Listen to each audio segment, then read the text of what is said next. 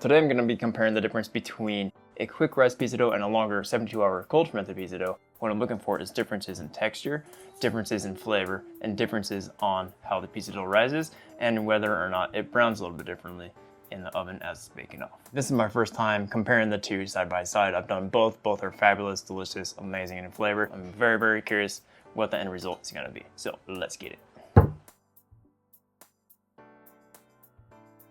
Let's make some dough. So today I'm using 00 flour. If you don't have access to 00 flour, you can absolutely use AP flour. The differences will be the texture, and being that 00 flour is more finely milled, it's going to absorb water a little bit differently. So you may need to adjust the amount of water you use if you're using AP flour. It's just something to kind of consider, okay? Only 4 ingredients you need is flour, water, yeast, and salt. For the recipe, I'm going with 500 grams 00 flour. 65% of that is water, 1.5% salt, and 0.2% instant dry yeast.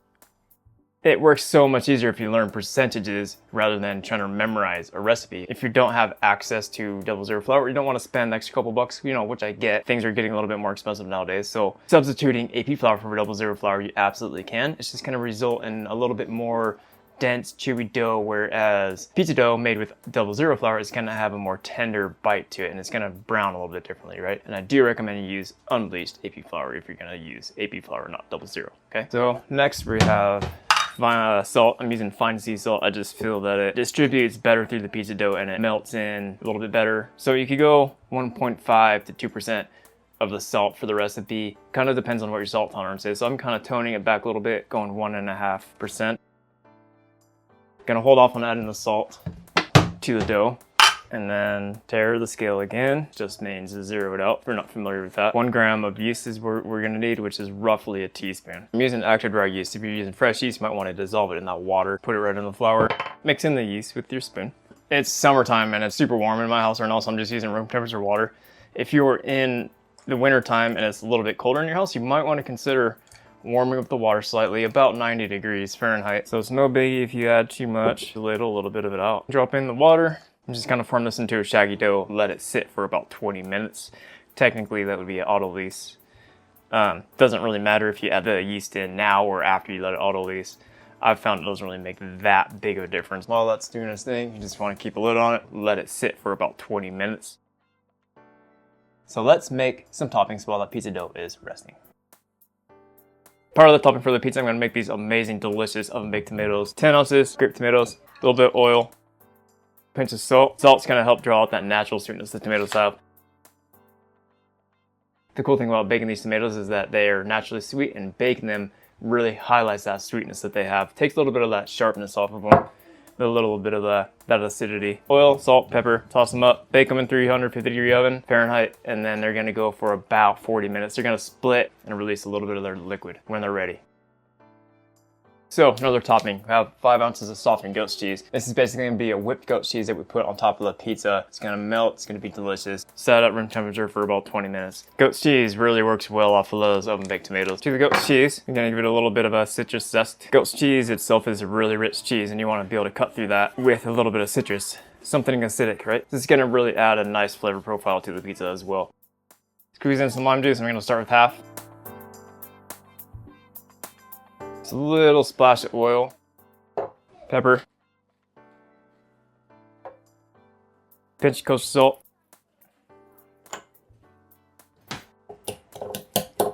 a little bit more oil to it. I want this to be kind of smooth and whipped looking. It does look like it needs a little bit more liquid, so I'm going to add the rest of that lime.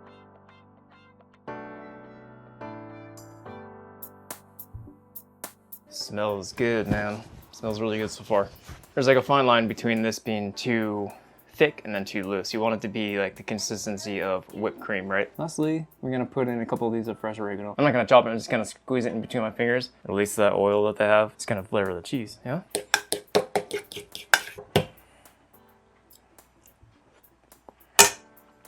Nice and acidic. It's good. A little bit more salt.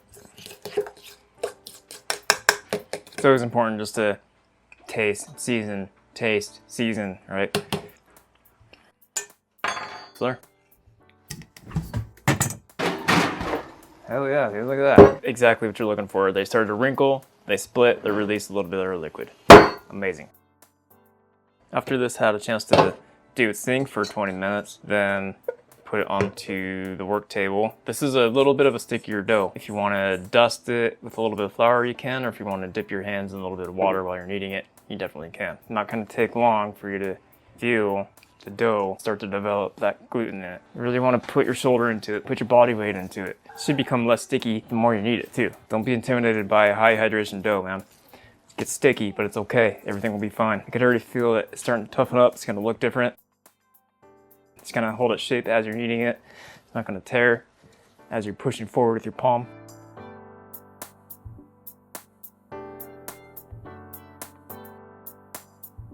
So you could already feel the dough.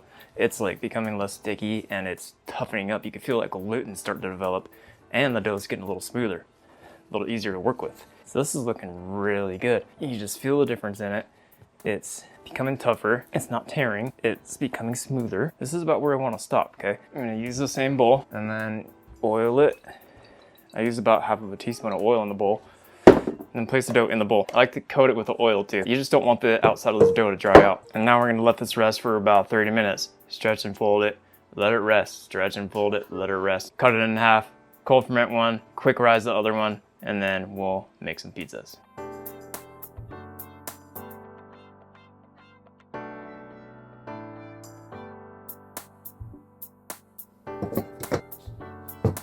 So now we have this dough that it's been about 30 minutes since the last stretch and fold. Very delicate at this point. Take it, and then we want to divide this in half.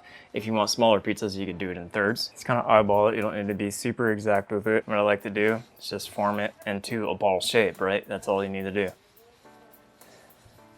Just cupping my hands around it and then moving it around, trying to get a seam on the bottom and closing that seam, you know?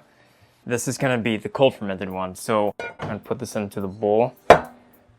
And then into the refrigerator for 72 hours. You could go 96 if you want. A little bit of oil on the bottom of this dish.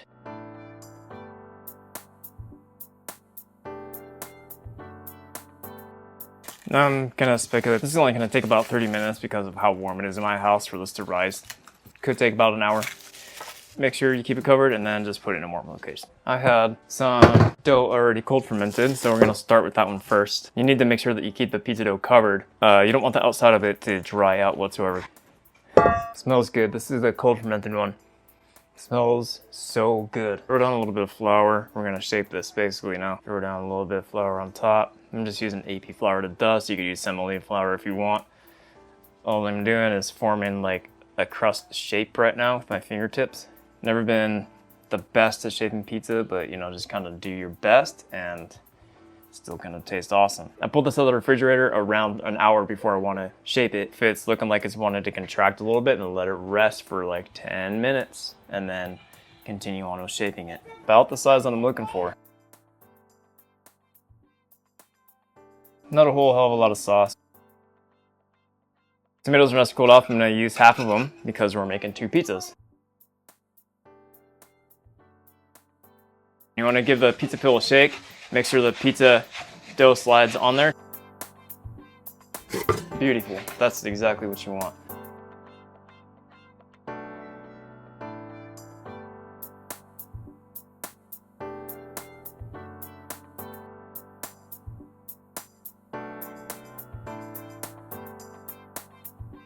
This roll is about 45 minutes, so first appearance, this definitely rolls a little bit more than the cold fermented one. My guess is just because it's warmer inside and the yeast became more active. Same thing, just throw it on a little bit more flour. Feels a little bit lighter too. And now we just want to shape it. Same thing as the other one. This does seem to be a little bit easier to work with too. Very curious, very excited about the final result on this.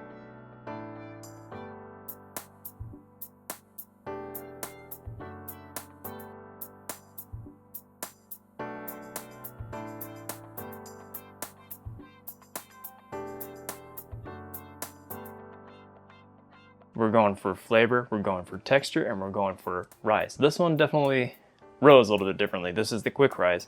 This is the cold fermented one. As far as like the crisp factor, I don't know, man. Let's find out. And this one has a little bit more browning to it than this one. They both spent the same amount of time in their oven. So Feels nice and crispy.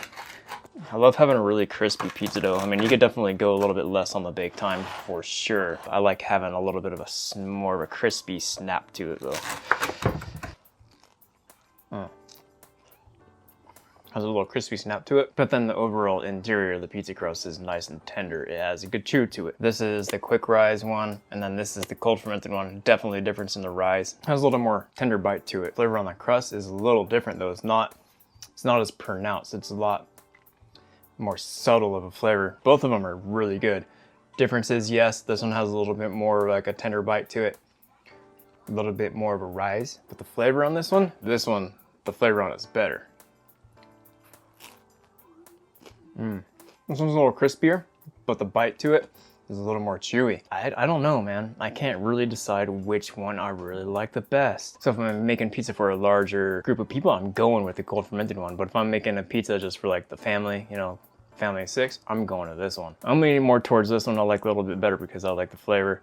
This one, the texture is a little bit better. If you end up making these, then let me know which one you like the best. But overall, I like the cold fermented pizza dough a little bit better.